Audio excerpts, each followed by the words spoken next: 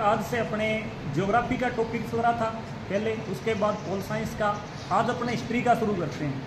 History के अंदर एक ऐसा टॉपिक जिसका सबसे गौरवमय इतिहास रहा है, राजस्थान में ही नहीं, मैं कहूँगा भारत में भी नहीं, यहाँ तक कि विदेशी आक्रमणकारियों को भी जिसने सबसे ज़्यादा मुकाबला किया या जिनको नाखून ने चबा दिए, वो है मेवाड़ का राजवंश। ठीक है, तो अपने हिस्ट्री के अंदर मेवाड़ के राजवंश की बात शुरू करते हैं कि पहला शासक कौन था, उसने काल में क्या प्रमुख घटनाएं घटी, कैसे उसने अपना राज स्थापित किया और कैसे आज भी उनका राज चल रहा है। ठीक है, तो मेवाड़, वर्तमान मेवाड़ में अगर आपको पूछ ले तो आप कौन कौन से जिले शामिल करोगे?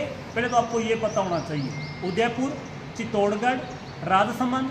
ठीक है, ये जो जिले हैं इनको आप किस में शामिल करोगे? मेवाड़ में। ठीक है, उसका प्राचीन नाम मेवाड़ है, या मेवाड़ से भी पहले इसको मेदपाट, मध्यनिका नगरी या फिर इसको सिवी कहा जाता है। ठीक है, तो एक राजा था बल्बी का, बल्बी पड़ता है गुजरात में, शिलादित्य नाम था। कहते हैं शिलादित्य की एक पड़ोसी राजा ने आक्रमण किया और उसकी मृत्यु हो गई या वो वीरगति को प्राप्त हो गया। उसकी जो पत्नी है वो उस समय स्नान करने के लिए या फिर जिसको आप तीर्थ यात्रा कहते हो वो करने गई हुई थी। तो जब वो वापस लौटी तो उसे पता चला कि तेरे जो हस्बैंड है उनकी मौत हो गई है। तो राजपूतों में एक परंपरा थी सती प्रथा, जब उसका पति किसी महिला का एक्सपायर हो जाता, डेथ हो जाती, तो वो उसके साथ ही चिता में जल जाती।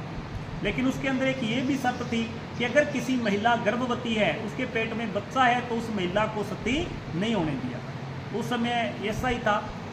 जो पुष्पावती थी, क्या नाम था उस महिला का? पुष्पावती। वो भी गर्भवती थी, तो लोगों ने कहा कि नहीं, जब तक आप बच्चे को जन्म नहीं दे देते आपको सती होने का अधिकार है नहीं। उस महिला ने जिस बच्चे को जन्म दिया उसका नाम था गुहलादित्य, उसको गुहिल कहते थे प्यार से। वो आके रहने लग गए आबू के आसपास जंगलों के अंदर, और उसको बच्चे को जन्म देने के बाद पुष्पावती तो सती हो गई, लेकिन जो वो बच्चा था उसका पालन पोषण किया ब्राह्मणों ने। इसलिए मेवाड़ के जो राजवंश है, जिसको आप राणा, गोइल, सिसोदा कुछ भी कहो, उसको कुछ विद्वान उनको ब्राह्मण वंशी कहते हैं, कारण उसके पहले व्यक्ति का जो पालन पोषण है वो ब्राह्मणों ने ही किया था। लेकिन जो विदेशी इतिहासकार है, खासकर अमीर खुसरो या जो भी है, उन्होंने इनको ईरान के एक शासक थे नौशेखा, उनके वंशज भी बताया।